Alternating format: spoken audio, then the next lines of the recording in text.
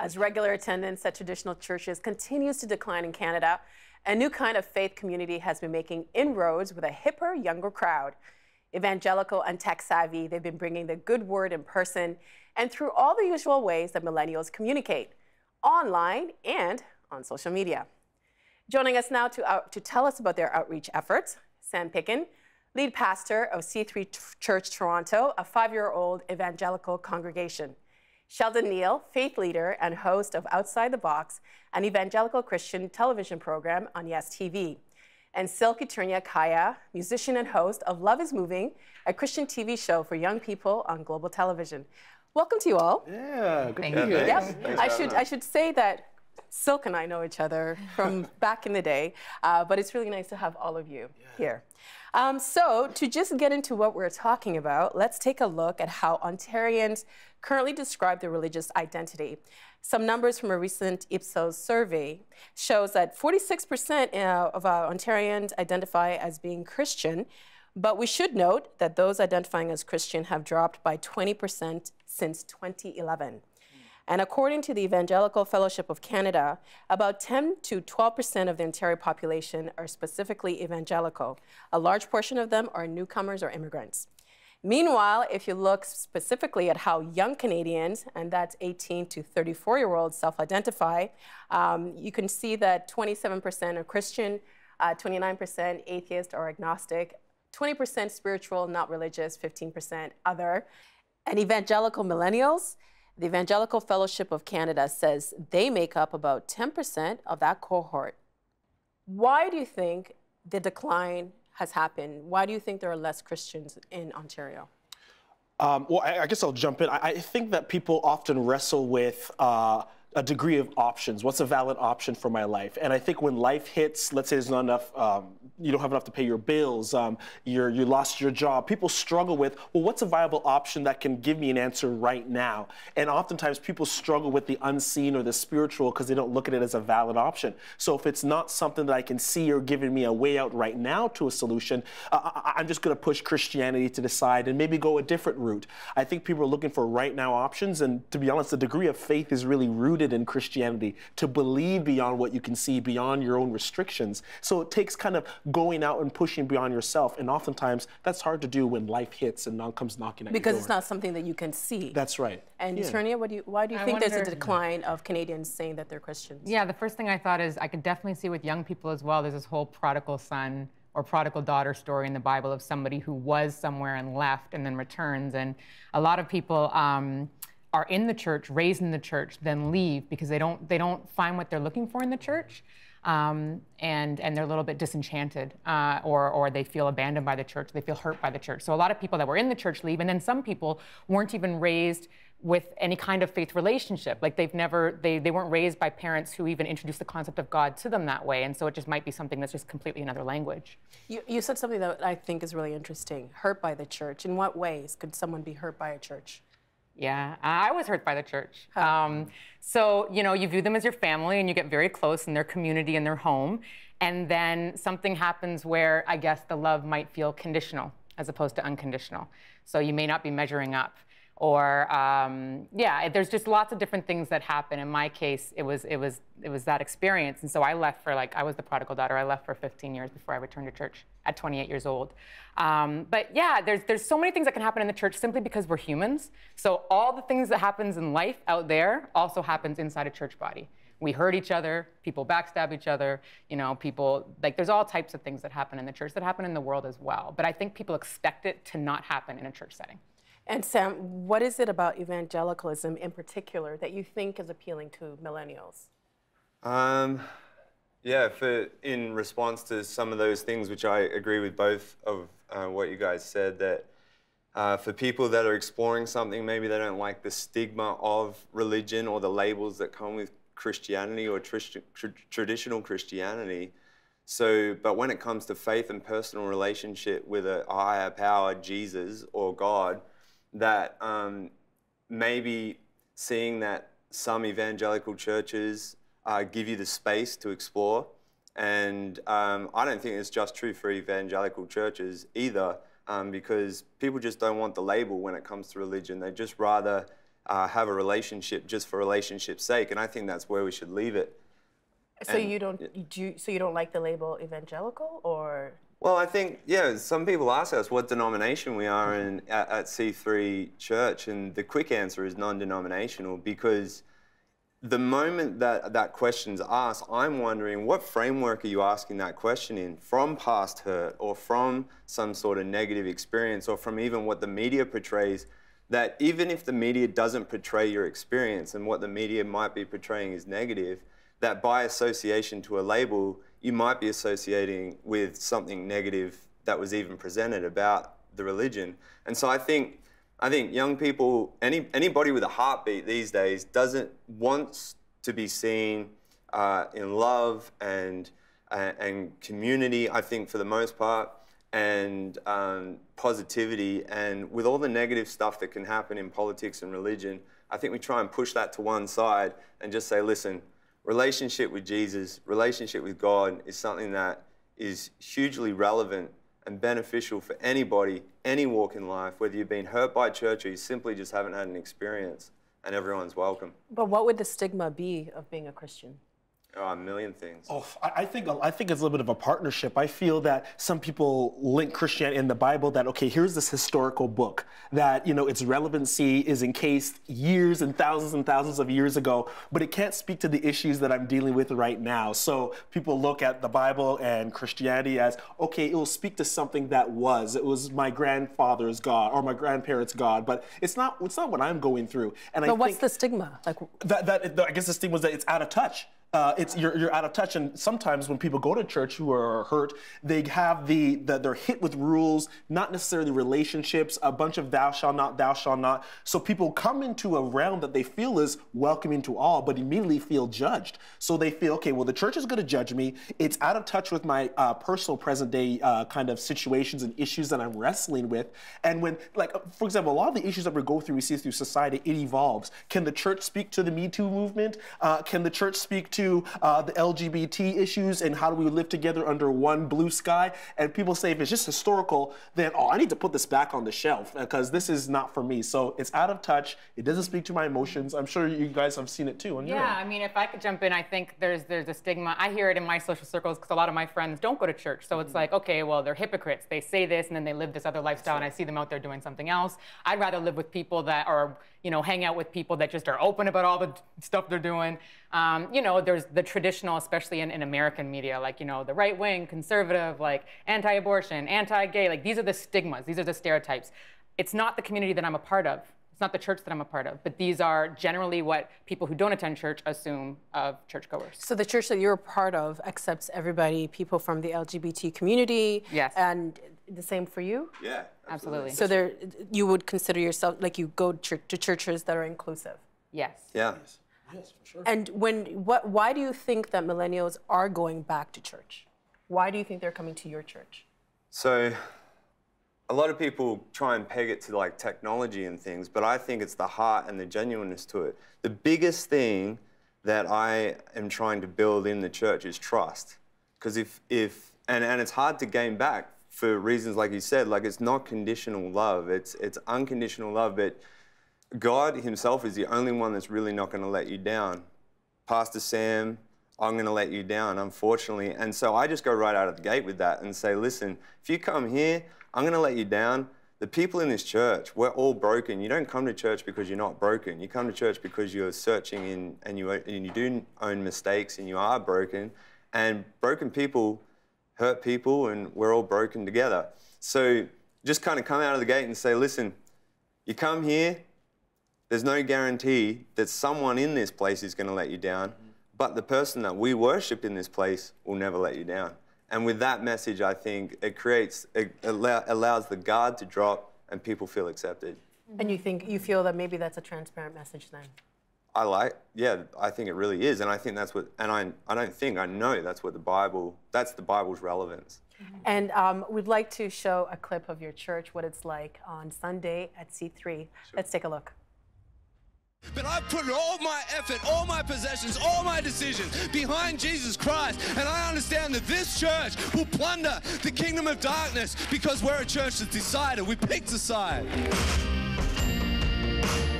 And when I prayed those prayers to God, are you real? Is this real? Like, is the Bible real? Can you make it real to me? He was very faithful in answering those prayers.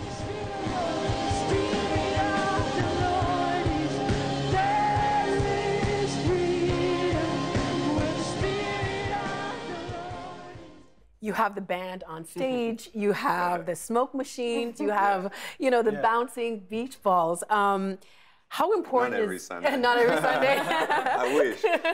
But how important is that high production value when it comes to attracting millennials to your congregation? I think it's important. What the guys in the Bible had to use was letter writing and things of relevance for their day, and I think that if some of the main heroes in the Bible were here today, they would do the same thing. And I think for the main reason is that for this relevance idea that people have in their subconscious when they're showing up, if the music is distasteful, that might create an initial barrier, as in, see, I thought the Bible was going to be back on my shelf. Was I going to wipe the dust off it and pick it back up and read it? Your music just told me that it's irrelevant. So if people come in and they're like, oh, kind of vibing with the sound here, and this makes sense, it's something that I'm used to, I know you're an artist, and that's a way to preach the gospel without actually preaching, like through arts, drama, music, entertainment, video, everything.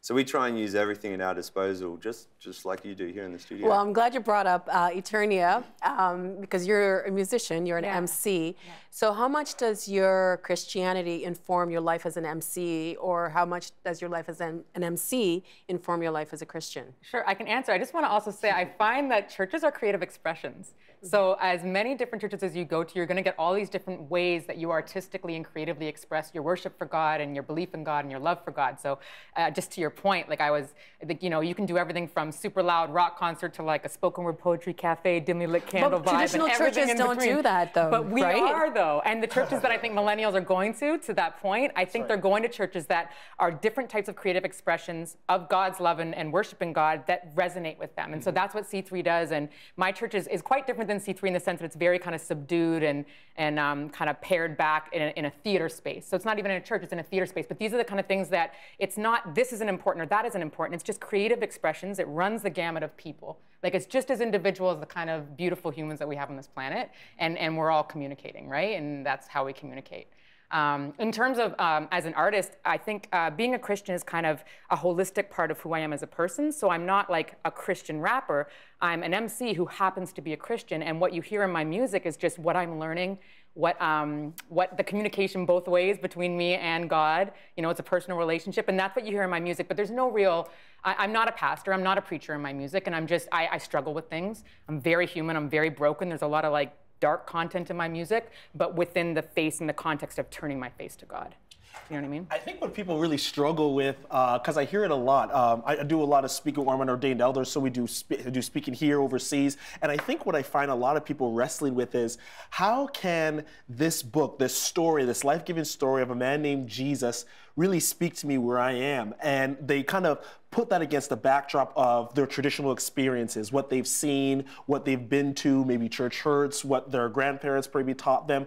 And I think what we're hearing with this through music, through presentation, as we saw in C3 Church, is that, listen, there is a story of the greatest story ever told, and listen, it can meet you where you are. Well, speaking of where you are, you're all very active on social media. That's right. How important is that for you to get your message? I think it's everything, to be honest with you. What and how I present on stage, whether it's for adults or millennials, for example, has to totally shift in terms of how it's edited, its appeal, graphics, everything to be consumed by a younger audience, to be shareable. But is that being authentic? Oh yes, because I think we don't switch the message. We just switch how it is presented. And just sometimes it's a technology type of thing. On Instagram, you have 60 seconds to post a video that is high impact, that doesn't kind of water down a life-giving message. So because of the art and the platform you're broadcasting on or sharing on, on, you will have to tweak how the message is presented, but you're not shifting the heart of the message. Do you find yourself referencing pop culture, or like, Yeah, or is it just the message from the scriptures? I think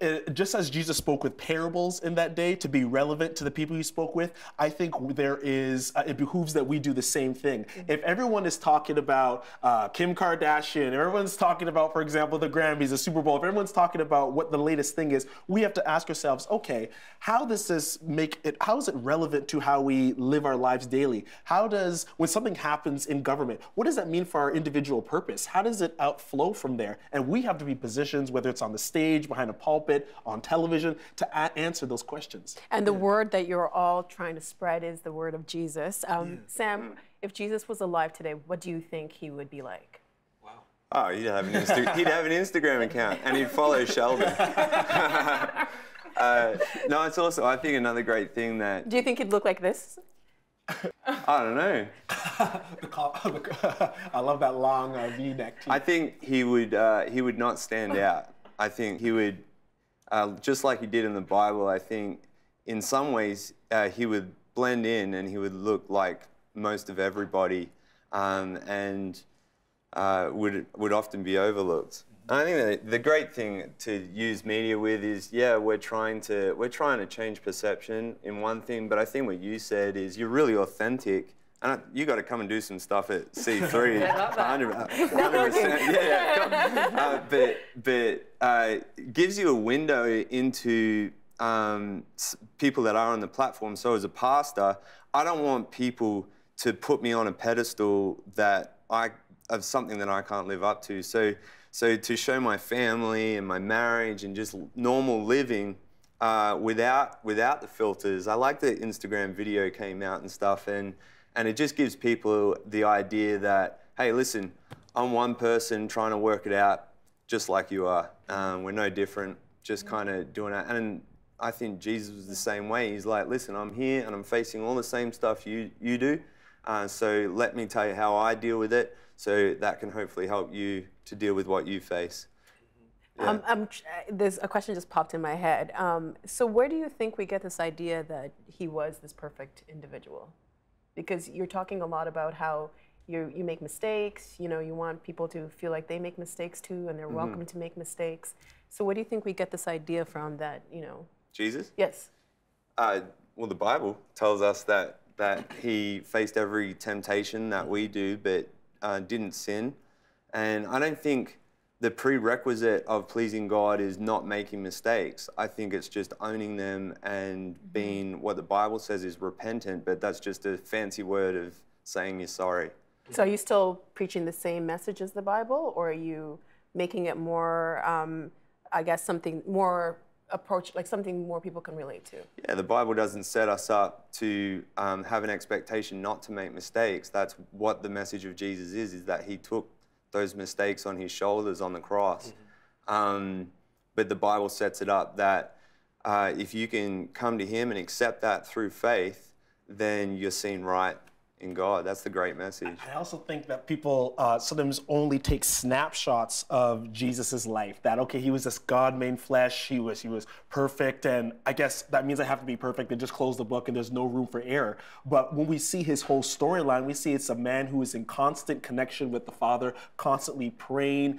It was a relationship, it wasn't about a trial. His life wasn't about being on trial and I only have to do perfect things. It was about fulfilling a purpose and the pleasure of wanting to fulfill that purpose. And I think when that is shared with people that, listen, you're on a journey towards perfection and there's a God who's going to love you through the thick and the thin, just as soon as you repent, as soon as you say, God, I'm sorry, you have a chance to restart. I think we present a gospel that is set on rules and thou shalt nots and no room for growth, no room to restart, where that's not the type of faith and presentation of the gospel we see in Jesus' life. And I got excited when you said, what would Jesus look like now? Because the first thing I thought is Jesus was the author of restorative justice. Young people these days are really involved in restorative justice and social justice. Jesus would be on the front lines. Jesus would be marching. Jesus was a rebel. Jesus was very angry at the church leaders of his day. They were angry with him and he was angry with them. So that's what we would see today. That's right. And he'd be hanging out with all the people that you're not supposed to hang out with. That's right. He'd be showing up where you'd be like, hey, aren't you? Hey, I can't believe But you're you wouldn't know who he was because he blends in, right? I wanted to read this passage from the Washington Post by writer Rachel Held Evans. And she writes, many churches have sought to lure millennials back by focusing on style points, cooler bands, hipper worship, edgier programming, impressive technology. They're not the key to drawing millennials back to God in a lasting and meaningful way.